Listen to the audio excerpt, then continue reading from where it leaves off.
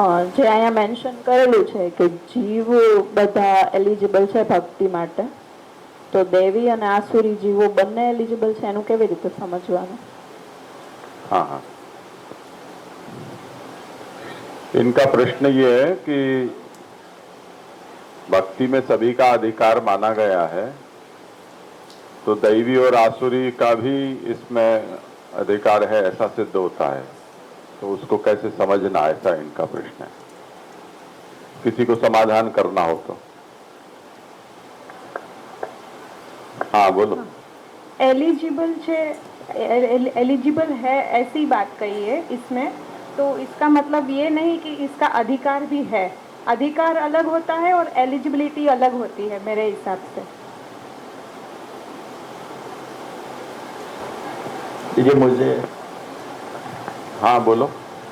मुझे इसमें ऐसा लगता है कि जैसे हम प्रमेय रत्न संग्रह या कहीं में पढ़े थे, एक स्वरूप योग्यता होती है, एक फलमुख योग्यता होती है। तो शायद एलिजिबिलिटी और योग्यता एक ही है अभी हम जो रेफरेंस में बात कर रहे हैं वो, लेकिन एज ए स्वरूप योग्यता जैसे अभी जे ने भी समझा है सिद्धांत मुक्तावली के अर्थ कि जीव दास है या अंश है, तो अंश की सेवा करना वो स्वरूप योग्यता के बेस पे सबका अधिकार है। लेकिन फल रूप मुख्य योग्यता के हिसाब से तो जो देवी जीव का अधिकार या भगवान ने जिसका जैसे पहले दिन हमने वर्ण के हिसाब से देखा था, तो फल किसको देना है तो प्रभु ने जिस हिसाब से वर्ण किया है तो हम शायद ऐसे समझ सके। तो बाकी आगे जाइए। हुआ समाधान? हाँ, और कुछ कहना है किसी को?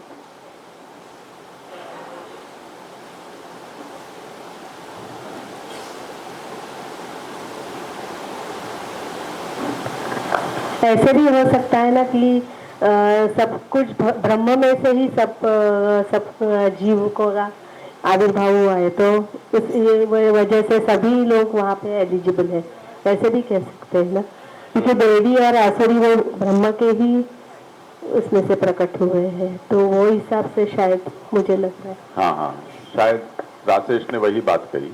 हाँ। और किसी को? अपने वहाँ वृत्तासुर आदि असुर है, उसकी प्रसिद्धि है कि वो असुर को भी उसने इंद्र से भी ज्यादा भक्ति की है। रावण की बात आ रही है, कंस की बात आ रही है, सबने भक्ति में तो सबको अधिकार है। हाँ, वो भी देख। पीछे माइक में भेजो ना, पहुंच गया।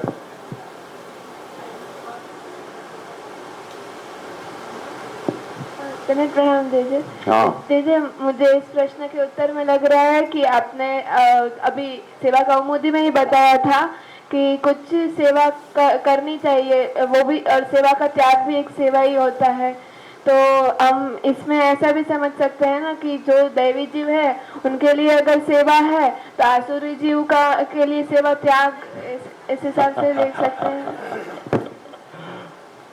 अच्छा अच्छा, देखें प्रीति बहन क्या कह रहे हैं। हाँ। दंडवत प्रणाम दीजिए। यानी राजेश भाई ने जो बताया कि जीव के स्वरूप का अपन विचार करते हैं तो सभी जीव का भगवान की सेवा में अधिकार है, क्योंकि दास तो सभी है।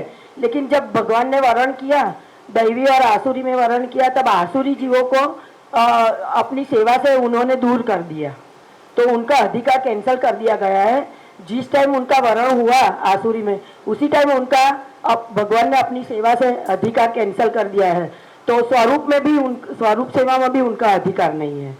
मुझे ऐसा लगता है, मतलब बिल्कुल वो लोग कैंसिल ही है, क्योंकि आसुरी में स्वरूप सेवा में मतलब राजेश भाई ने ऐसा कहा कि स्वरूप से उनका अधिकार है लेकिन फल में उनका अधिकार नहीं है।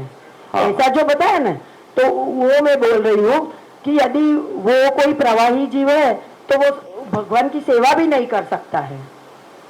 मुझे ऐसा लगता है भगवान ने उनको अपने से दूर ही कर दिया है, क्योंकि प्रवाही का हम लक्षण सोचते हैं तो वो भगवान से उनकी दूरी और पाप में आसक्ति, यही उनका मुख्य लक्षण है। तो उनका अधिकार कैंसिल कर दिया गया है वर्ण के टाइम पर, बिल्कुल वो कर भी नहीं सकते हैं, और वो ऐसे सृष्टि के अंत तक ऐसे ही रहेंगे जन्म मरण के प्रवाह में। उनका मुक्ति में भी अधिकार नहीं है और शास्त्र में भी अधिकार नहीं है, तो मुझे ऐसा लगता है। अच्छा, तो राजेश के ऊपर है। अपना बचाव करना हो तो। जी, यहाँ स्वरूप योग्यता में वापिस में सेवा फल या कोई ग्रंथ में महाप्रभु जी जो सेवा छोड़ने की आज्ञा कर रहे हैं, वहाँ पे ऐसा कुछ वचन मुझे याद नहीं, पर आसुर में खुद को अभी आसुर जान लो कि प्रभु नहीं कर रहे और फिर सेवा का त्याग करके कुछ तीर्थादि स्थान या गंगा भागवत आदि में तत्पर हो, वहाँ महाप्रभु जी ऐसी आज्ञा कर रहे हैं। तो उतना टाइम तो उसने स्वरूप सेवा प्रभु की भक्ति के कुछ ना कुछ तो उपक्रम किए ही, और हम ऐसा कह रहे हैं कि सेवा फल तक पहुंचा जीव, और वहां जाके फिर उसको ऐसा प्रतीत हो रहा है कि जो फल लिखे वो प्राप्त नहीं हो रहा है। तो फिर जो वहां जाके श्री महाप्रभु जी आज्ञा कर रहे हैं कि अभी खुद को आसुर जान लो, प्रभु की इच्छा नहीं लग रही है आपको इस जन्म या फल देने की या इस जन्म में जो भी कुछ है, तो फिर आप दूसरे कुछ जो भी भगवत मार्ग है जैसे कि भागवत आदि तत्व या तीर्थ का सेवन उसका करके आप वाट देखो। तो ये एक चीज है कि स्वरूप योग्यता। और मुझे पूज्य श्यामो दादा जी का एक वचन याद आता है कि बेटे तो जैसे हम बात की दोनों एक ही बाप के बेटे हैं, आसुरी जीव गिरोह दैवी जीव गिरोह, पर जो अंदर बोध होना है कि प्रभु मेरे पिता है या हमारे अंशी है, तो ये बोध पुष्टि जीव को होता है। कई कई बार प्रवाही जीव को उनके संग से हो जाता है, जैसे हम चरसनी देखते हैं। तो शायद अधिकारी तो कितने सारे हम देखते हैं कि प्रवाही जीव भी अधिकारी में तो चालू हो ही जाते हैं सेवा में, फिर जैसे जैसे कह रहे हैं कि उपद्रव भी शुरू हो रहे हैं, बिना अधिकारी हम देख ही रहे हैं, तो अंदर आके उपद्रव भी कर रहे हैं, तो फलमुख योग्यता तो नहीं होगी। लेकिन स्वरूप के हिसाब से तो हमारी किसी भी संजोग में कोई भी जीव की ये फर्ज है कि वो अपने अंशी की सेवा करनी।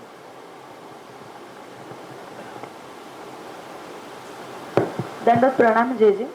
हाँ, राशिश भाई कह रहे हैं उसमें मैं सहमत हूँ, क्योंकि आ रही है, ठीक से आवाज आ रही है। हाँ जी जी। तो ऐसा है कि मतलब स्वरूप योग्यता तो सबकी है, क्योंकि महाप्रभु जी ने ही कहा है कि जीव मात्र जो है वो सहज दास है। तो सहज दास होने के कारण सबकी कर्तव्य भी यही बताया है कि उसको जीव मात्र को भक्ति ही करनी है, और कोई उसका कर्तव्य बनता ही नहीं है, क्योंकि जो कृष्ण के अंश है, जो जिसका अंश है वो उसको बचता है। ऐसे वो भी गीता जी में कहा है, उससे भी यही सिद्ध होता है कि सबको भक्ति ही करनी है।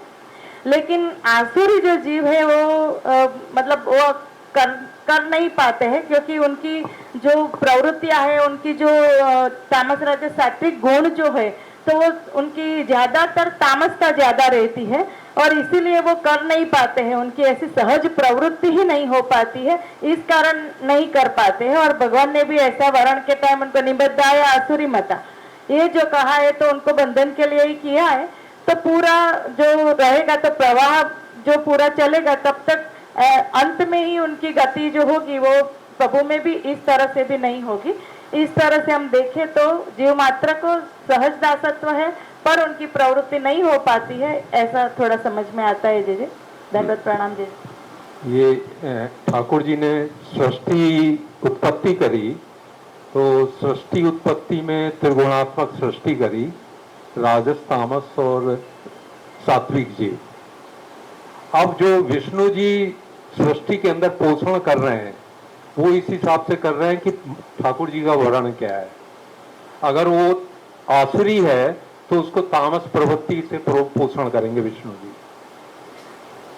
तो ये कुछ मन में ऐसा विचार आया है। अच्छा, हाँ, कि अगर सृष्टि ठाकुर जी कर रहे हैं, उत्पत्ति कर रहे हैं, तो ये जो अभी चर्चा हुई है कि वो सहज दास हैं, अंश अंशी की, वो बात तो सब ठीक है, लेकिन प्रैक्टिकली देखें कि अगर कोई तामसी जीव है, आसुरी जीव है, तो वो किस तरीके से आ रहा है। तो वो ठाकुर जी ने जब सृष्टि उत्पत्ति करी तो उसमें जो तामस गुण है उसको उसमें अधिकता में कर दिया, और फिर विष्णु जी जो सृष्टि के अंदर पोषण कर रहे हैं वो उस तामसी जीव का उसी तरह से पोषण कर रहे हैं, तो वो जीव फिर इस तरह आएगा ही नहीं। अगर अपने कहें सहज दास है तो वो नहीं आ सकता है, क्योंकि इसका वर्ण उस तरह से, और विष्णु जी सृष्टि के अंदर पोषण भी उनका उस तरह से करेंगे, ऐसा समझ में आ रहा है।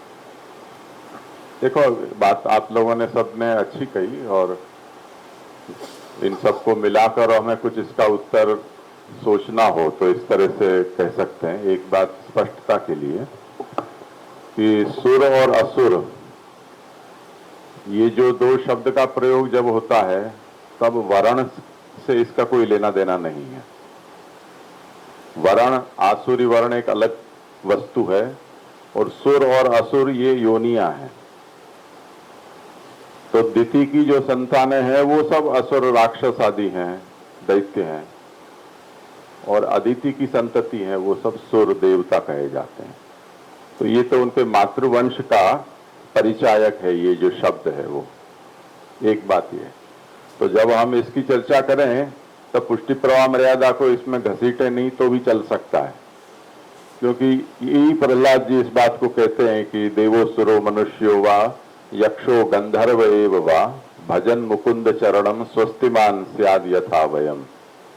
तो देव, असुर, मनुष्य, गंधर्व, यक्ष और इसी तरह पशु पक्षी सरीसृप इत्यादि जो मनुष्य तरिया ऐसी योनियों से अन्य योनियों में जिनका जन्म हुआ है वो भी जीव सभी भगवान के अंश सहजदास होने से वो भगवत भजन में उनका अधिकार यानी कि योग्यता अपने स्वरूप से ही है। स्वरूप से यानी वो जीव होने से, अंश होने से ही वो भगवत भजन के योग्य हैं। वो न करें तब भी स्वरूप तो उनका भगवत अंश होने से दास ही है, ये उसका तात्पर्य है। सिद्धांत मुक्तावली में इसीलिए जीवाणाम अशेषाणाम भगवत दासत्वम ज्ञापितम ऐसे प्रभु शरण व्याख्या करते हैं। अशेष जीव यानी जीव मात्र भगवान का दास है। तो ये उनकी स्वरूप योग्यता हुई। पर जैसे कि यहाँ हमको उत्तर मिला कि स्वरूपतः कोई दास है एतावता उसको दास को मिलने वाला फल भी प्राप्त हो जाएगा या भगवान प्रदान कर देंगे, ऐसा नियम नहीं है, क्योंकि भगवान ने सभी जीवों को एक सा फल प्राप्त हो ऐसा नहीं चाहा है। तो आसुरी जीवों को यानी जिनका वर्ण भगवान ने आसुरी तया किया है, आसुरी योनि की बात नहीं है, अब जिनका वर्ण भगवान ने आसुरी जीव के रूप में किया है और इसके कारण भगवान का ये संकल्प है कि क्षिपाम यजस्रम अशुभान आसुरी स्वेव योनिषु आसुरीम योनि मापन्ना मूढ़ा जन्मनि जन्मनि माम प्राप्त्यैव कौन्तेय ततो यान्त्यधमां गतिम। ये जन्मों जन्म ऐसी ही आसुरी योनि को प्राप्त होते रहें, वो मुझे प्राप्त न कहकर और अधम योनि को प्राप्त हों। तो जिनके विषय में भगवान का ये संकल्प है कि ये मुझे प्राप्त न कर पाए, वो कभी किसी प्रबल प्रारब्ध वशात दैवी वैष्णव भक्त कुल में भी जन्म लें, फिर भी वो अपने भगवान के द्वारा किए गए आसुरी वर्ण के कारण अपने स्वरूप को दैवी के स्वरूप में परिवर्तित नहीं कर पाएंगे। पर अब जैसे कि एक परिवार में कई प्रकार के लोग होते हैं और प्रारब्ध वशात इकट्ठे हो जाते हैं, तो किसी आसुरी जीव के भी सत्कर्म वशात उसे दैवी कुल में जन्म प्राप्त हो गया और वहां दूसरे जो परिवार के सदस्य हैं कुल में, वो सबके सब दैवी वासना वाले, दैवी वर्ण वाले हैं। तो उन मेजोरिटी के सामने इस आसुरी जीव को भी उनके साथ साथ कुल धर्म का पालन करना पड़ेगा। तो अब वो जिस कुल में भगवत धर्म का पालन हो रहा है, वहां माइनॉरिटी वाला जो दैवी जीव आसुरी जीव फंस गया है, वो भी बेचारा ब्रह्म संबंध ले लेगा, अष्टाक्षर दीक्षा ले लेगा, भगवत सेवा में जुड़ जाएगा, जब तक वो औरों से दबा हुआ है। और जब उसका जो वर्ण है